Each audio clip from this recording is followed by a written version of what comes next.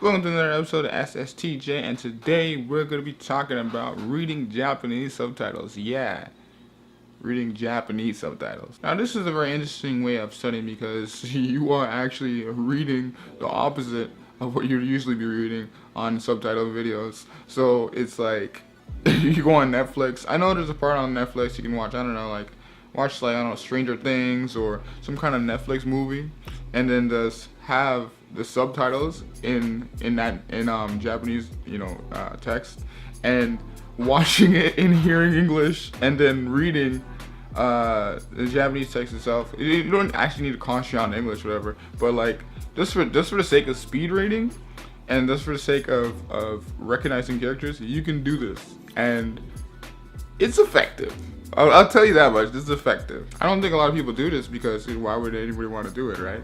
But people who are trying to learn Japanese, I think they should, invest into this, because it's another way of just like seeing characters really quickly and being able to read more faster, maybe being able to recognize things more faster. And this is only for people who were really into kanji and really into learning characters and being able to recognize characters fast. This kind of studying is kind of obsessive and being very diligent and which words are coming up on the screen. But fear not, time how well you can do this, time how fast you can read, time how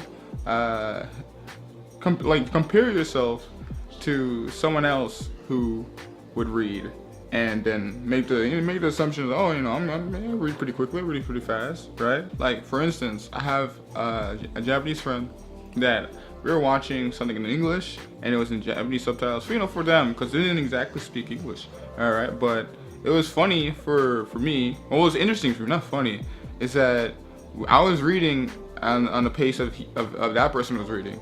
And after that, when something funny would come up, or something that didn't exactly translate the way that the person said in English, because when translation they put things in their own, they do loose translate, they do things in their own words, alright?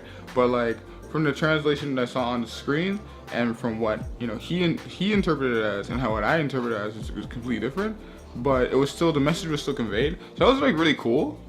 And I think if you have that opportunity to be beside a Japanese person while you're watching something that is in Japanese subtitles, you can see and maybe communicate a lot more better of how things are, if that makes any sense. And really good conversations come out of doing this, with your partner or your friend, and they have their way of what they think it is, and you have your way of what what it is, And yeah, I don't recommend this for everyone. Just the people who are just really into learning kanji and recognize kanji fast, to be more efficient.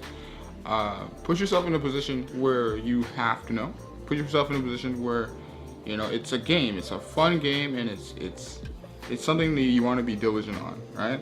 So yeah, thanks for watching this video, guys. If you like the video, like the video. I'll be on Twitter, ask you questions, and I'll give you answers. That's how it goes.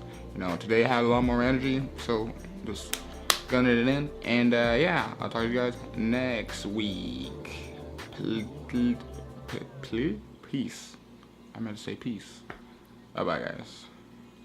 この番組はご覧のスポンサーの提供でお送りしました。